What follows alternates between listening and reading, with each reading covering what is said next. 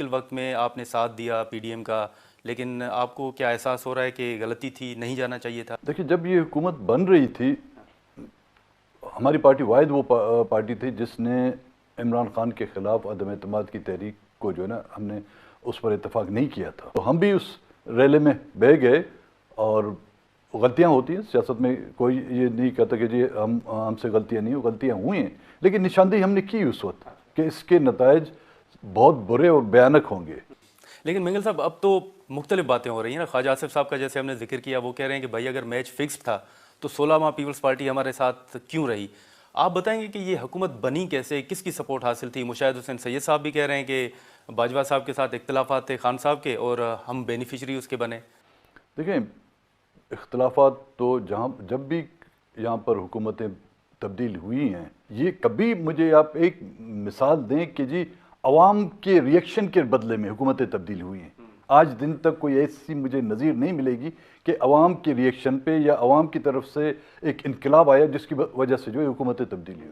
حکومتیں کیونکہ بنتی بھی ہیں ان کے آشرواد سے، اور حکومت ٹوٹتی ہیں بھی ہیں ان کی ناراضگی کی وجہ سے. آپ کی حکومت بھی ان کی سپورٹ سے بنی؟ اس میں کوئی شک نہیں ہے. یہ حکومت اگر وہ نہ چاہتے، عمران خان کے اختلافات ان کے ساتھ نہ ہوتے، تو شاید یہ حکومتیں نہ بنتی. اور یہاں تک کہ جو کیئر ٹیکر، جس کو میں انڈر ٹیکر کرتا ہوں، وہ بھی ان کے آشرواد اور ان کی مرضی سے بنتی ہیں. لیکن منگل صاحب اب یہ کہا جاتا ہے، پیپلز پارٹی یہ کہہ رہی ہے کہ نون لیگ تو کسی اور طریقے سے چیئرمین پی ٹی آئی حکومت کو ہٹانا چاہتی تھی، لیکن ہم نے کہا کہ نہیں، آئینی طریقے سے ہٹائیں گے.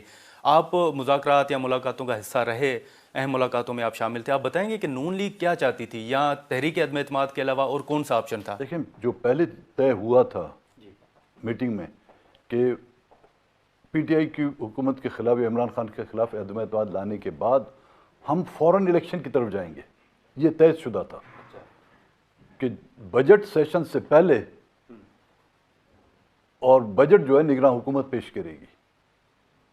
یہ طے ہوا تھا. شاید لوگ بھول چکے ہیں، اور یہ اس وقت کی ہماری خبریں بھی آئی تھی، اور اس وقت کی میٹنگوں میں مذاکرات جو ہے پریس کانفرنس کے ذریعے تھے کہ جی یہ ٹیمپریری ہے، اس کے بعد ہم فوراً الیکشن کی طرف جائیں گے.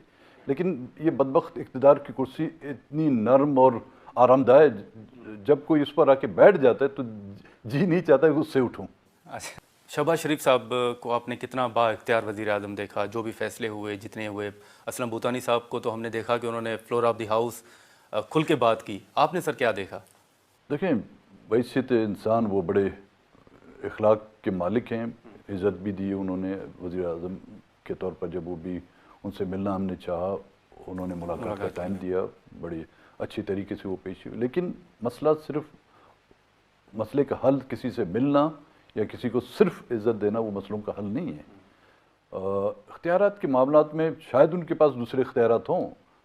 اپنے معاملات کو حل کرنے کے ان کے اختیارات تھے. نیب کی ترامیم لانے کے لیے ایک دن میں جو ہے نا آپ نے اسمبلی کے فلور پہ 56 بل جو پاس کیے تھے، لیکن ہمارا ایک بل بھی پاس نہیں ہو رہا تھا.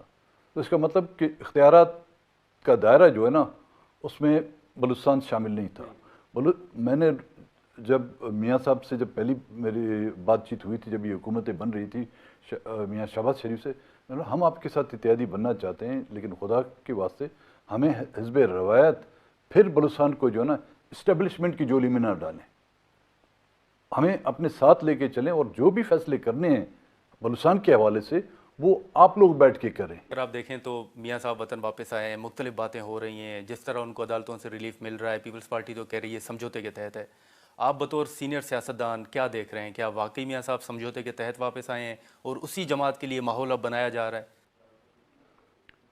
نادر، یہ اس ملک کی بدقسمتی رہی ہے، اور پتہ نہیں کب تک رہے، کہ عوام کی طاقت پر کوئی فیصلے نہیں کیے گئے. سمجھوتے ہوئے ہیں، پہلے بھی بہت ہوئے ہیں یہاں پہ سمجھوتے، اور حکومتیں بنی ہیں سمجھوتے کے تحت، حکومتیں ٹوٹی ہیں بھی سمجھوتوں کے تحت. اور جس انداز میں میاں صاحب آئے ہیں، کیا آج سے 1 سال پہلے نہیں آ سکتے تھے؟ ٹارگٹ تھا ان پولیٹیکل پارٹیوں کا کہ اس 16 مہینے میں ہم عوام کی ہمدردیاں حاصل کرنے میں کامیاب ہو جائیں گے. اس میں ہم سب ناکام ہو گئے ہیں. اور جس انداز میں ہمارا ایگریسو ایک وہ تھا موو تھا کہ ہم بلڈوز کر کے جو پی ٹی آئی کے جو ووٹر ہیں ان کو جو بلڈوز کر کے سب اپنے اس میں ہم ناکام رہے ہیں، اور ڈیلیور بھی ہم کچھ کر نہیں پائے ماں سوائے اپنے کیسوں کو جو نپٹایا ہم لوگوں نے، نیب کی قوانین میں ترمیم لائے، الیکشن ریفارم کے نام پر وہ ریفارم جو لائے جو ہمیں سوٹ کرتے ہیں وہ ہم لے آئے، اور اس کے بدلے میں جو نفرت پیدا کی گئی تھی پی ٹی آئی کے خلاف وہ الٹی ہمارے کھاتے میں چلی آئی۔ تو جو بڑی پولیٹیکل پارٹیاں ہیں وہ اس ماحول میں الیکشن نہیں پاکستان عوامی پارٹی کو اہم عہدے ملنے کے بعد کاکڑ صاحب نگراں وزیر اعظم ہیں، سنجرانی صاحب چیئرمین سینٹ کے عہدے پہ ہیں، قاضی فائز عیسیٰ صاحب چیف جسٹس ہیں، آپ قاضی فائز عیسیٰ صاحب کو چھوڑ کے جو سیاسی عہدے ہیں، آئینی عہدے ہیں، ان کے بعد آپ بلوچستان کی سیاست میں کیا تبدیلیاں دیکھ رہے ہیں؟ آپ سمجھتے ہیں کسی کے وزیر اعظم نگراں وزیر اعظم کے ہونے سے بلوچستان کے مسئلے حل ہوں گے؟ کیا وہ لوگ جو جن کو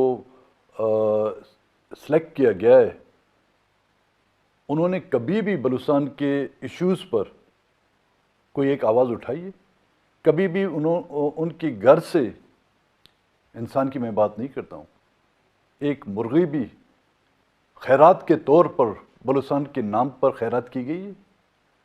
تو ان لوگوں کی توقعات، آپ ان سے یہ توقعات کیوں کرتے ہیں کہ ان کے آنے سے بلوچستان کے حالات تبدیل ہوں گے؟ دیکھنا یہ ہوگا ان کو لانے والے کون ہیں۔